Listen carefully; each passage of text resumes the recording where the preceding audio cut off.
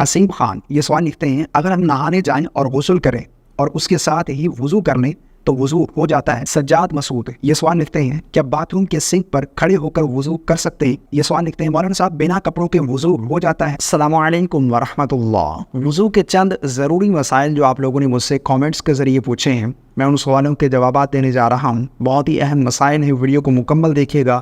ہو سکتا ہے آپ کے مائنڈ میں کوئی اس سے ریلیٹڈ سوال ہو جس کا جواب آپ چاہتے ہو آپ کو اسی ویڈیو میں جواب مل جائے۔ اگر اس کے علاوہ بھی کوئی سوال ہے تو آپ کامنٹ کر سکتے ہیں، انشاءاللہ عز و جل آپ کے سوال کا آپ کو ضرور جواب دیا جائے گا۔ محمد لطیف پوچھتے ہیں، سر میرا سوال یہ ہے کہ اگر وضو میں ہوا نکل جائے اور استنجا نہ کیا جائے اور باقی پورا وضو کیا جائے تو وضو ہو جاتا ہے؟ یعنی ان کا سوال ہے کہ ہوا خارج ہونے کے بعد استنجا کرنا ضروری ہے وضو سے پہلے یا ایسے بھی ہم وضو کر سکتے ہیں؟ دیکھیں، اگر تو حاجت ہے، یعنی ظاہری بات ہے انسان کو پتہ چل جاتا ہے کہ مجھے استنجا کرنے کی حاجت ہے یا نہیں۔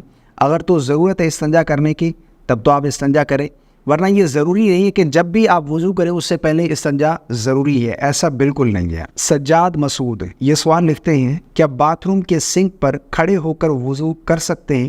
دیکھیں، سنت تو یہ ہے کہ بیٹھ کر وضو کیا جائے، لیکن اگر کوئی مجبوری ہے، کوئی جگہ نہیں ہے بیٹھنے کی تو کھڑے ہو کر وضو کر سکتے ہیں، وضو آپ کا ہو جائے گا۔ حسیب خان یہ سوال لکھتے ہیں، اگر ہم نہانے جائیں اور غسل کریں اور اس کے ساتھ ہی وضو کر لیں تو وضو ہو جاتا ہے؟ جی بالکل ہو جاتا ہے وضو۔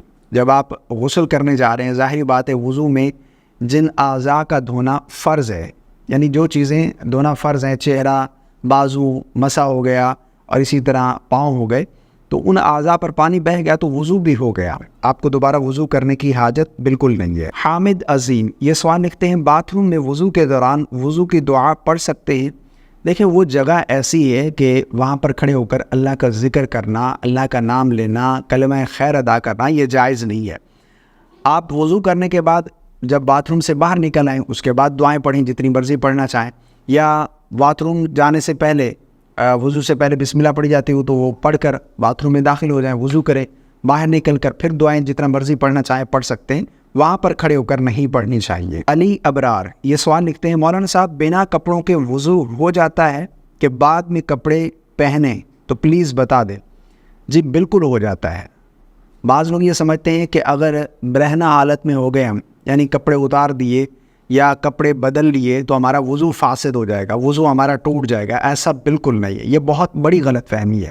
وضو توڑنے والی جتنی بھی چیزیں ہیں ان میں یہ چیز نہیں ہے کہ آپ کا سطر کھل گیا تو آپ کا وضو فاسد ہو جائے گا، وضو ٹوٹ جائے گا، یا پھر آپ نے کپڑے بدل لیے تو وضو آپ کا ٹوٹ جائے گا، ایسا بالکل نہیں ہے۔ آپ نے جو ہے وہ وضو کر لیا ہے، کوئی حرج نہیں، آپ کا وضو ہو گیا ہے۔